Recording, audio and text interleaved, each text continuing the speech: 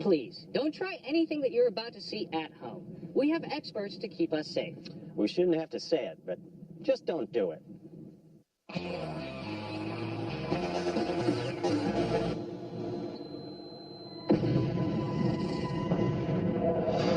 There is a legend of a man who strapped a rocket to his car and flew. In 2003, the MythBusters brought the legend to life, but it failed to fly. In 2007, they returned, more armed and more dangerous. Heading towards the ramp. But crashed and burned. Now, they're back with a vengeance. So prepare for traction, heart-stopping action, control, and ultimate satisfaction. Because they're taking this myth to the extreme and beyond. Who are the MythBusters? Adam Savage. That is science. And Jamie Heineman. I'm ready. Between them, more than 30 years of special effects experience. Together with Grant Imahara. Holy crowing! Carrie Byron. Always makes me feel dangerous. And Tori Belici. There's something you don't see every day. They don't just tell the myths, they put them to the test.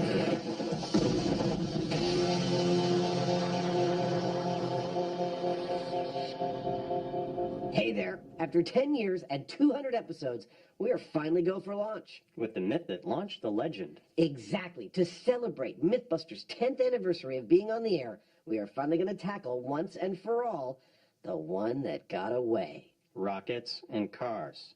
Yeah, so strap yourselves in, ladies and gentlemen. Can I get an echo here? Ladies and gentlemen, it is time for JATO. Mission accomplished. It's on. Oh, it's on, because this is JATO 3, and we are all systems go for takeoff.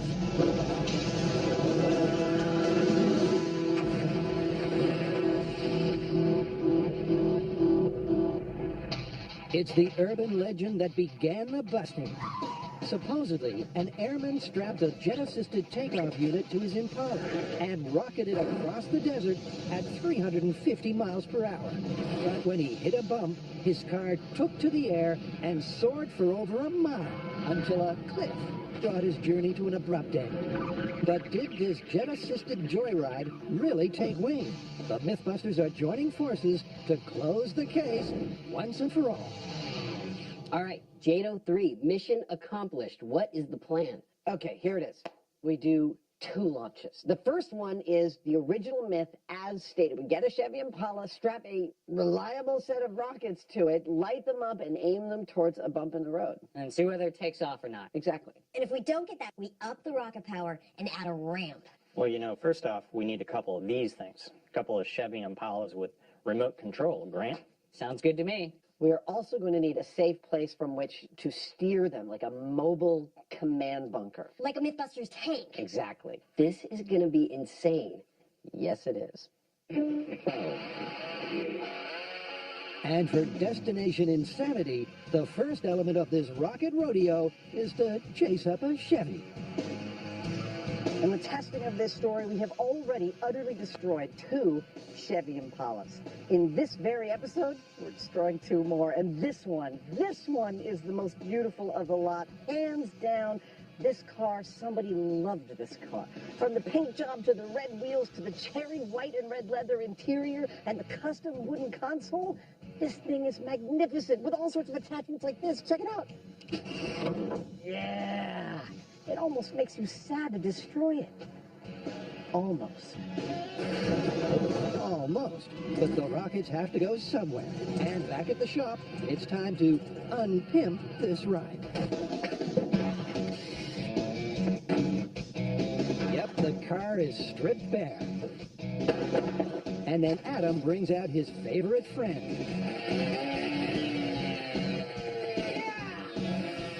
To clear some junk from the trunk, to make room for the rear thrusters.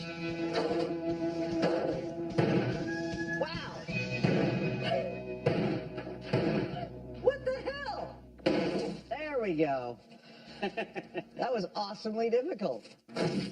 Difficult, but for the most important element, it's over to Jamie.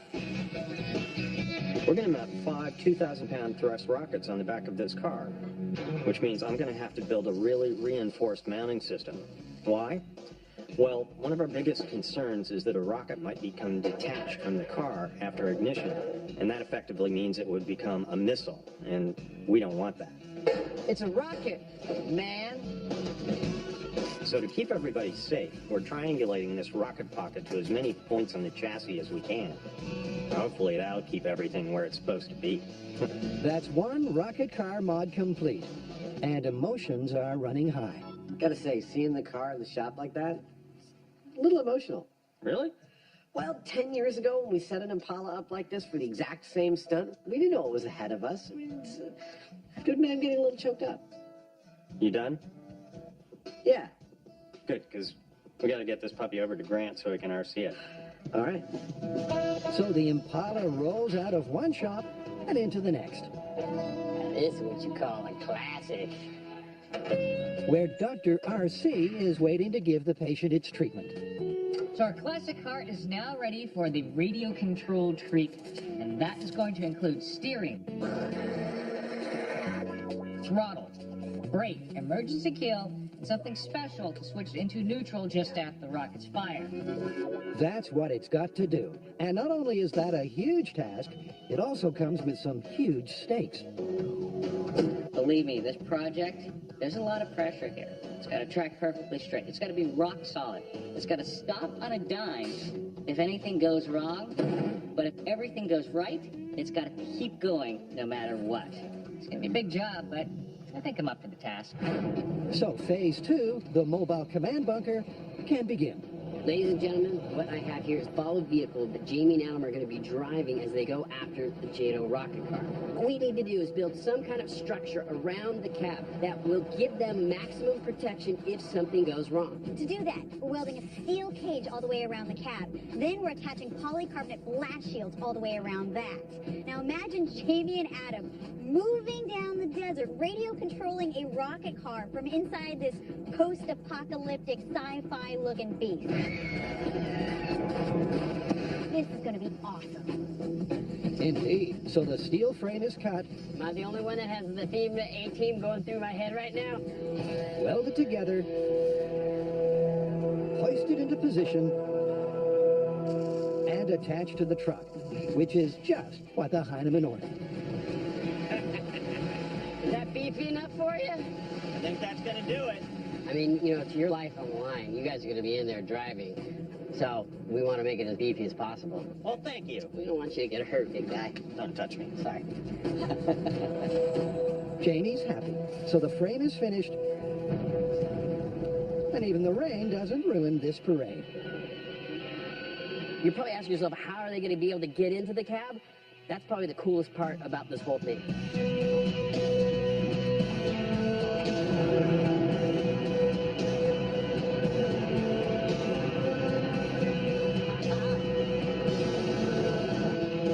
And then Jamie and Adam can get in and out. How cool is this? I mean, this is serious Mad Max stuff. So the last pieces of the puzzle, the blast shields, are bolted into position on all 3 sides of the cage. Man, what are we going to do with this truck when we're done with the experiment? I think we're ready for the apocalypse. And with that, the truck bunker is ready to hit the road.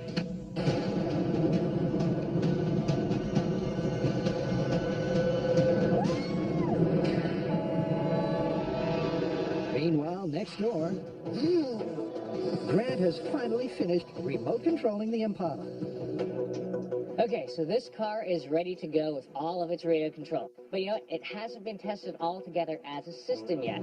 So to do that, we need to go somewhere remote, where there aren't a lot of people or things to crash into. Well, the New Jerusalem runway should fit that bill. A little foggy this morning. Yep. Shall we drive a car while standing in a single location? Sounds like a plan to me. Sounds like a plan. That could have gone better. But this time, there's a twist. What we've done is we put a camera in this car right where the driver would be, giving us the same view, and we're going to try to drive it via monitor. It's sort of like a virtual reality system.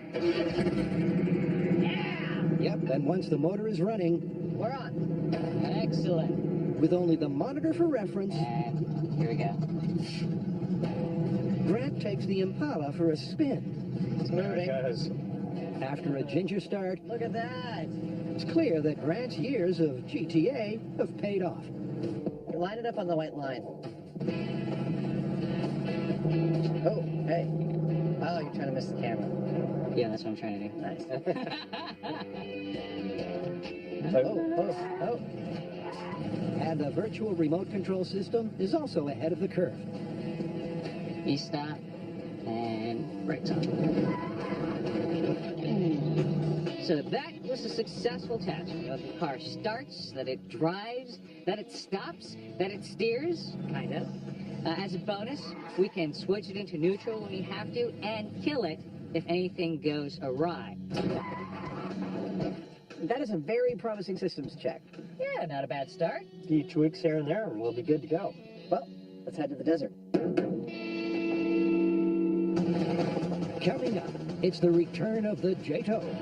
Doing good. He's coming straight for it. Get ready, Carrie. And the MythBusters finally get their rockets off. But can they make an Impala fly? This time could be the charm.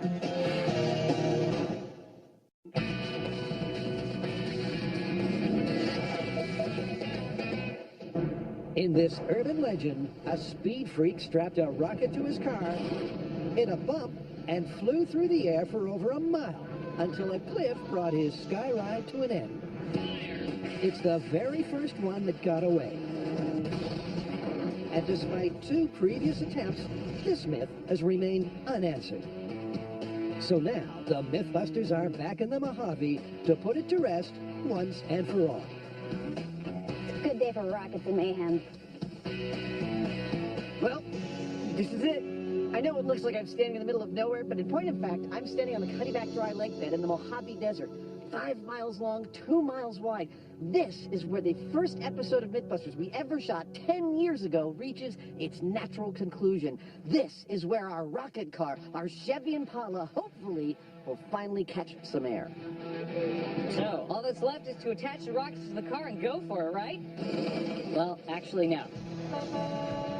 See, first, we have to nail down our safety. Then we have to measure out a length of desert highway. And then we have to check the RC system. And when we're happy with all that, then and only then do we attach the rockets to the car. Which means I better get back to work, huh?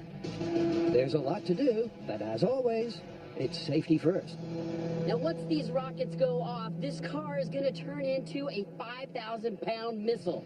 And if it decides to go off course, we're going to need protection. And that's where this comes in. This is a Hunter blast-resistant steel building. And it can withstand a 1,200-pound ammo blast 75 feet away. And it is 2 times more blast-resistant than a reinforced concrete building. I'm going to feel really safe inside of there. That's mission control sorted. But Adam and Jamie will ride in the belly of the beast. How do you like the beast? I'm speechless. I think we'll be safe in it. That's everyone protected. Yeehaw!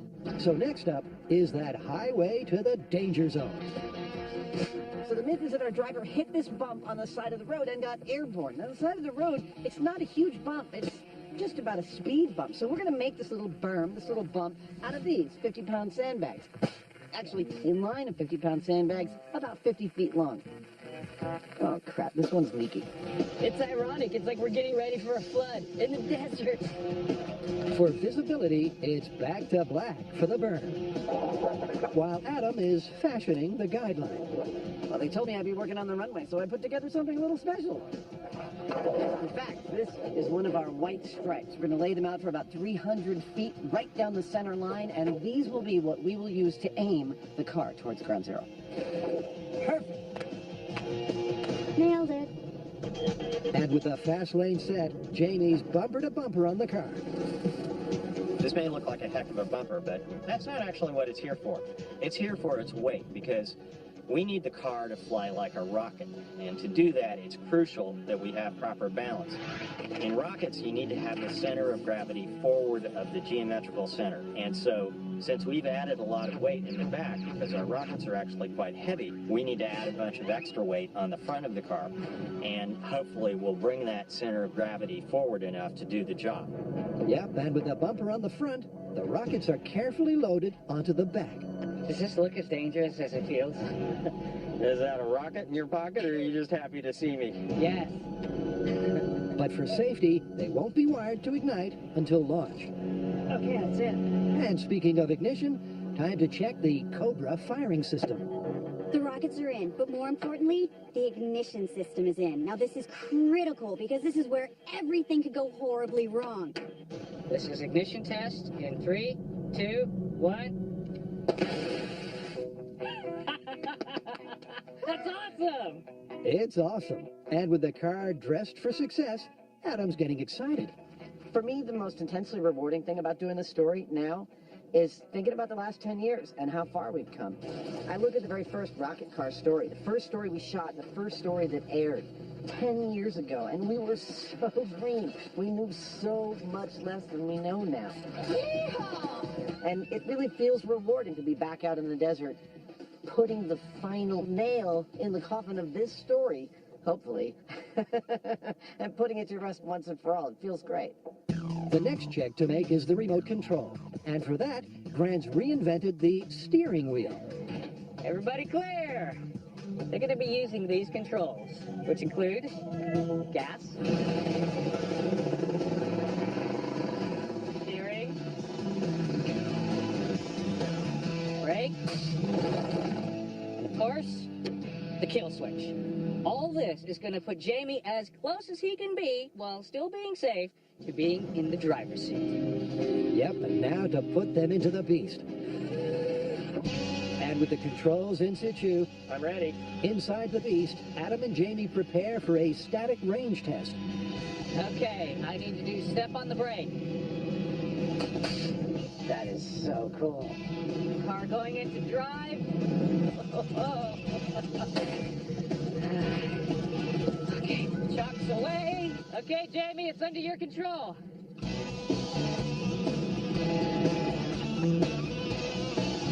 The theory is that this system should have at least 1,500 feet of range, which is something Jamie quickly proves.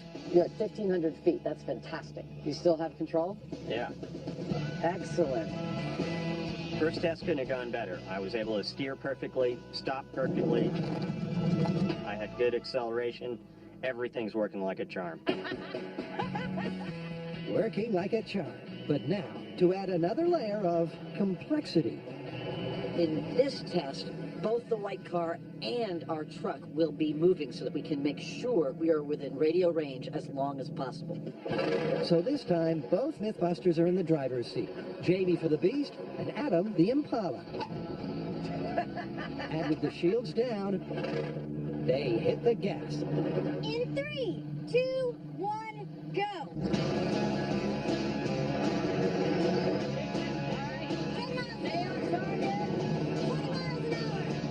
However, controlling one moving vehicle from another isn't easy. Oh, it's moving off to the right a bit. Oh, it's way right. Now get back in the center. As the car veers out of control at 50 miles per hour, Adam puts the brakes on the test. All I see is a cloud of dust. I can't even see the car anymore. This is a great example of why you run tests, because that didn't work at all. Trying to drive the rocket car via the remote screen while the dump truck is moving threw my sense of direction and steering completely out of whack. It's not feasible. We've got enough signal strength to make it to the berm. We're pretty sure there's enough things that could already go wrong without adding that difficulty, so the truck will remain stationary for this test. With so much that could go wrong, it's all about limiting risk, which means keeping it simple and keeping the beast stationary. So the last thing to worry about is the rockets. For due diligence, we test fired one of the rockets out of the batch of rockets we're going to be using on the cars. And it was successful. The thing is that these rockets are basically controlled explosion, and to get the most power per pound out of them, they push them right to the edge. And if they make a mistake and they push them a little too far, you've got a pipe bomb. And that's basically what happened on the second rocket car. This time, since we've done test fire and it was successful, we anticipate we should have a successful run on the cars. Well, those could be famous last words.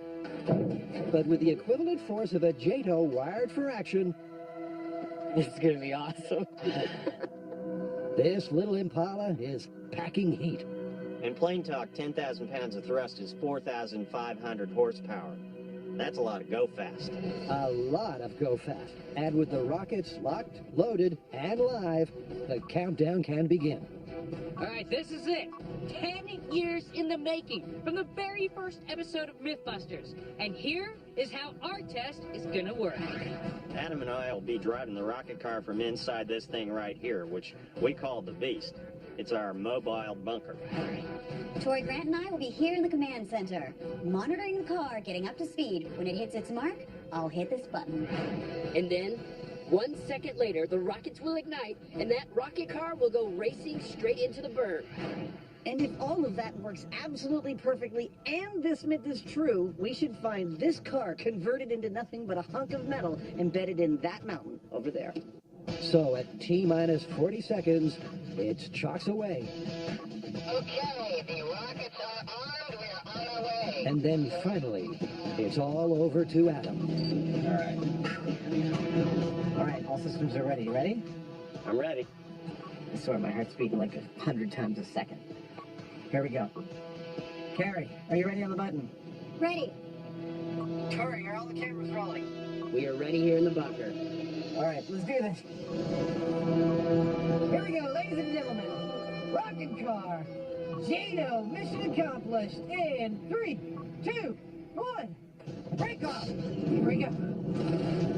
There she goes.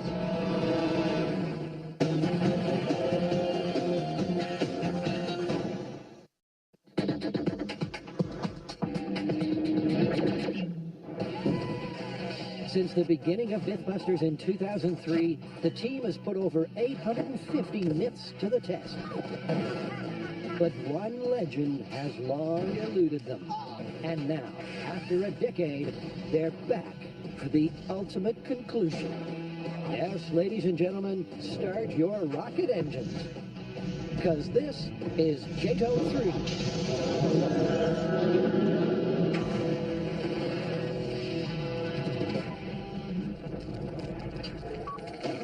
It's the myth of a rookie rocketeer who attached a JATO to his car and went from 50 to 300 miles per hour in no seconds flat. But when he hit a bump in the road, he was launched into urban legend and a cliff face. But will that be the case when the legend comes face to face with reality?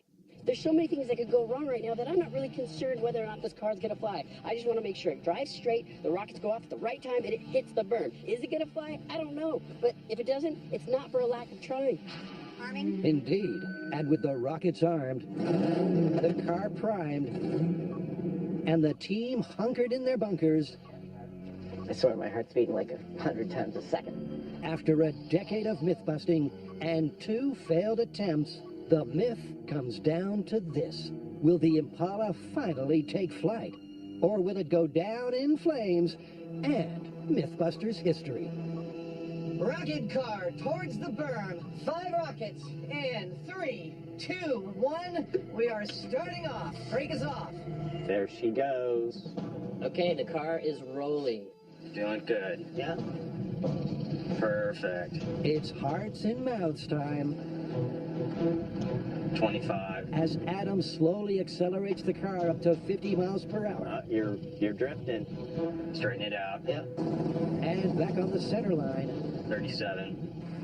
You're doing good. Get ready, Carrie. the Impala reaches the black flag. You're gonna make it. Over you go. I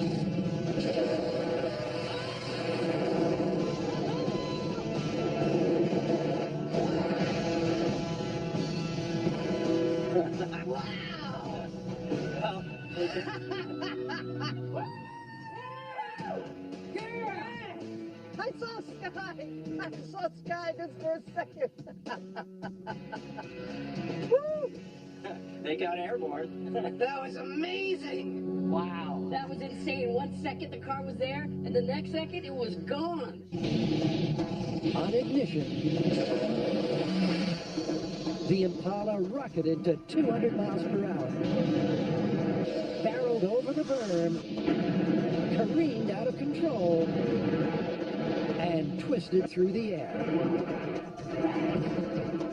leaving in its wake the kind of debris you only get when you combine the MythBusters, rockets, and cars. Wow, that thing is mangled. Holy cow. That's a work of art.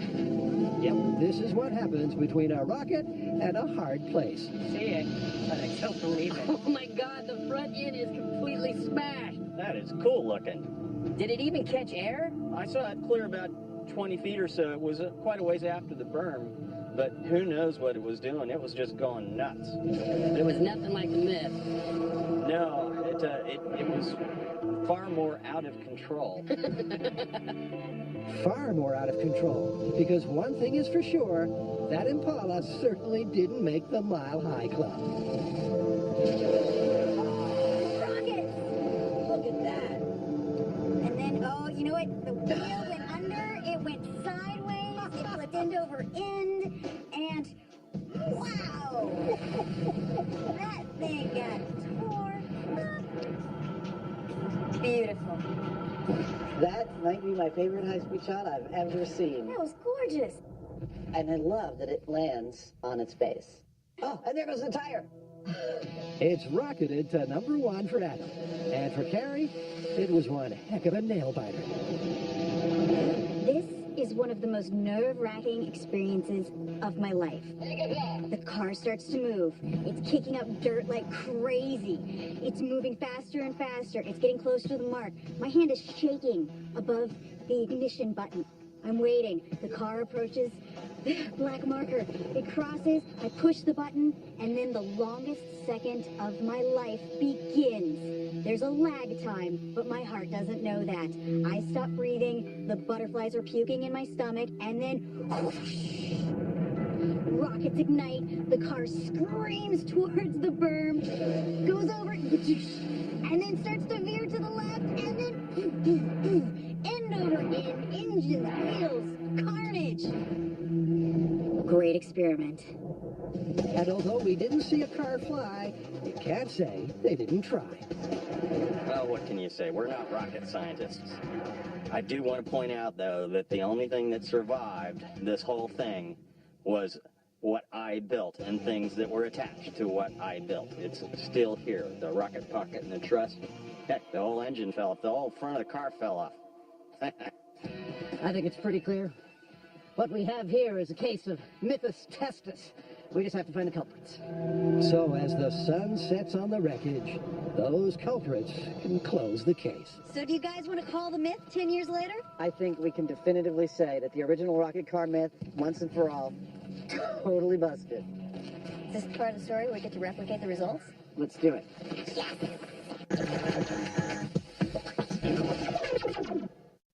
Please, don't try anything you're about to see at home. We have experts to keep us safe. This stuff is extremely dangerous. Just don't do it.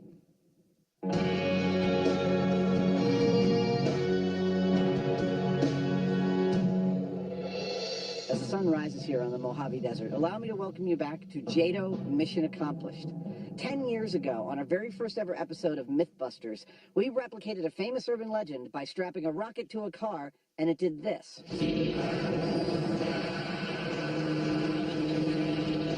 4 years later, in 2007, with more knowledge and more rocketry, we attempted to go bigger and ended up with this.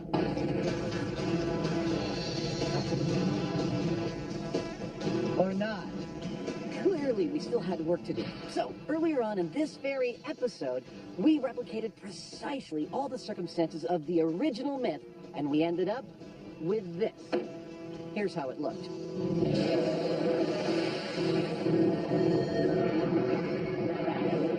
But of course, that's not good enough for us, because a rocket doesn't bounce along the ground. A rocket flies through the sky. That is our goal. That's what we're here to do. Shall we begin? Yep, the show ain't over until the rocket car flies. So here's that second Impala they made earlier. Fitted with a heavy-duty rocket pocket and a remote control system. It's identical to Impala 1, but this time it's racing red. All right, so here's what we're going to do differently. First of all, we're going to give the Impala 6 rockets. That's 20% more power, and by our calculations, should get it airborne. But second, and most importantly, we're going to give this car a little jump start on gravity. So to see the Impala take flight this time around, they're literally ramping up the test. This time we are getting that car airborne no matter what it takes, and we've decided what it takes is a ramp. Can we get some help over here? Yeah! This is exactly how the Egyptians did it. Moving in, moving in. We built more than a few in our 10-year tenure on MythBusters. We built a huge one out of dirt for the Dukes of Hazzard jump. And we used a couple of old shipping containers to launch the second rocket car. Actually, it didn't launch at all. But for this one, we decided to build the ramp wholly from scratch. Why? Because it turns out after all these years, we now know how to do that. Well, maybe not exactly from scratch, because you know what? This is very similar to the barn raisers Jamie used to do as a child. They already make these things. They're pre-manufactured, and they're called roofs. We're also going to put them together with screws so we can recycle the lumber. It's a roof job, but someone's got to do it. Next on speed building. Will it get the roof done before the sun goes down? Hopefully, because at 32 feet wide, 65 feet long, and 11 feet off the desert floor, that's one rugged ramp. But to become part of the JATO legend, it's going to need to look the part. Oh, yeah! Jump that way. That way. Hopefully the car will obey there.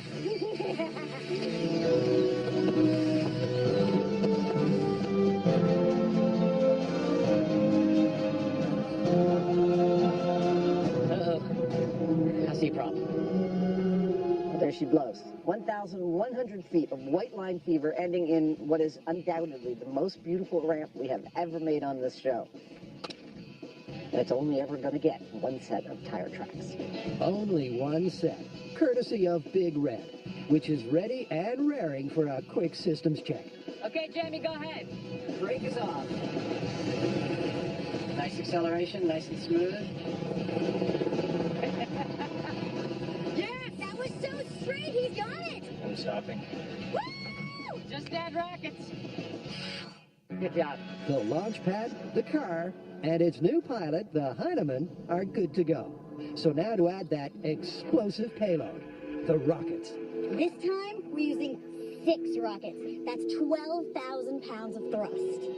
Yep, this car is more armed and more dangerous, with a total thrust Perfect. of 5,400 horsepower. Yeah, Sorry about the it's beautiful. wrestling, but It's better to have a tight fit than a loose fit. that's true. That's what I always say. And with the rockets locked and loaded, there's just one more thing to add. Now, I'm sure there are those among you at home who are familiar with rocketry who are wondering to yourselves, why don't we make our jobs a little easier by pulling the engine and putting a nice long tail fin stabilizer on this? Well, you see, we think of that as cheating. That turns this into a car-shaped rocket. What we want is a rocket-powered car, and that's what this is. It's a rocket-powered car, and it's going to hit the ramp at full tilt. But will that combo finally get the Impala to fly high? Since the dawn of time, man has never seen such engineering and ingenuity, all aimed towards one goal, one purpose, to get a car to fly like a rocket. Until now. Coming up on MythBusters. You figured out. Yep, it's the jaw-dropping JATO finale. Here goes the rockets. And the legend comes full circle. Holy!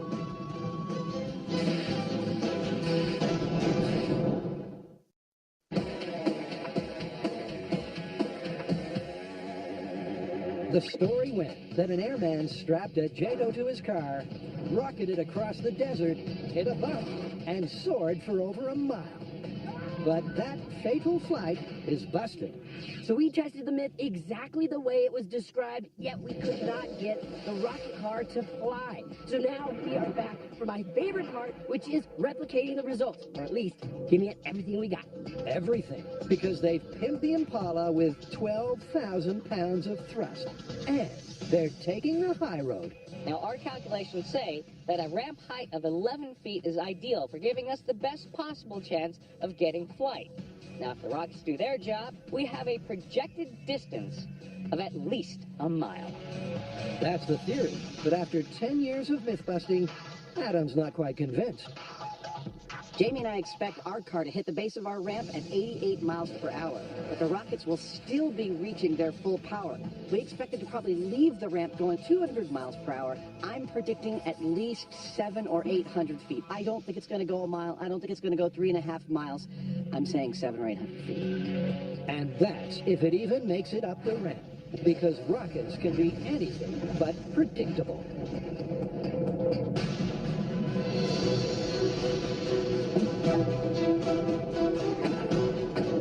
However, with only one car left, this is their last shot. And it's all down to the Heinemann. Shields are engaged. It's all you, buddy. The pressure is on, because he must keep the car on track and hit the ramp dead center to bring 10 long years of sweat, blood, and gears to its ultimate conclusion. Let's do it. Once again, Grant starts the Impala. Sounds great. Leading to the bunker. Arming. Then the rockets are armed, Take it away, you guys. and it's the final countdown. All right, ladies and gentlemen, here it is, the final journey of the rocket car 10-year anniversary. 5, 4, 3, 2, 1. Let's go. Brake is off. Car is moving. Jamie slowly accelerates the Impala towards the ramp. 10, 11, 12, 13. You're right on center. You're looking great. 21, 22. You're slightly steering to the right of the black line. 31, 32. You're doing great. 37, 39, 40. You're doing fantastically. All right, you guys are looking good.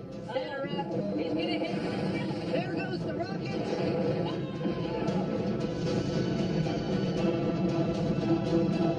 Wow. I have no idea what happened. All I see is smoke. Well, luckily, viewers, you've got the best seat in the house.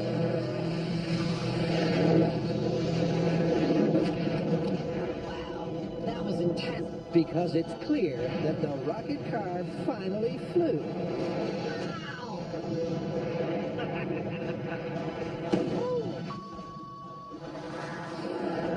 For 10 fleeting seconds, it pirouetted through the air. Did you see that? It hit the ramp and just did a spin in the air. That was insane! It's just a pity about the crash landings in between. That's intense. Let's go check it out. As the remains of the Impala are doused by the fire department, the MythBusters go in for a closer look. Looks like the whole car's been pushed up inside its chassis. Wow. Oh, This man. this car seems to have met an angry giant. Now that's what I call an ending. Isn't that something? You know, I'm becoming kind of fond of the steaming hulks that we are getting used to seeing after these things. The Steaming Hulk. That's our Mythbusters superhero. The Yeah. Steaming Hulk. So I guess no jet-powered car on the way home, huh? Nope, I think this is a total loss. It's a total loss for the car, but an epic win for the MythBusters. Well, that was about as neat a run as you could hope for. once Grant had started the car, gave us control, and everyone was in their bunker, Jamie started the car. He started off at a nice low speed, gave it a little bit of gas, stayed really dead on center. At the moment it crossed Carrie's button line, I couldn't see a thing. I'm looking straight out the windshield, and all I saw was smoke. For all I knew, the whole thing blew up right there on the stand. What happened? And then the smoke starts to clear, and as the smoke's clearing, I can see that Jamie has perfectly hit the ramp. I mean, totally straight, but with a tremendous amount of force. The ramp seems torn up. After that, all we could see behind the ramp is just a smoking hulk. We approached it with our shields on and waited for the fire department to put it out. The amount of destruction on that is truly shocking. There's nothing car-like about it anymore. Look at this ramp! Oh my God! Look at this! Not even through the dust cloud. Jamie nailed it straight up the center. He tore up the ramp and the rockets blew the carnage backwards. Beautiful. Birds, when you think about man-made things that are intended to fly, like an airplane, a missile, an arrow, they all have something in common. They're not shaped like a car. Even with the benefit of incredible thrust, perfect weight distribution, a ramp to give it an ideal initial trajectory, we couldn't make this car fly more than 600 feet. The myth of the rocket car, it's busted. I guess we're still a ways away from those flying cars everybody wants. Yep, finally this myth, just like the car, is totally and utterly busted.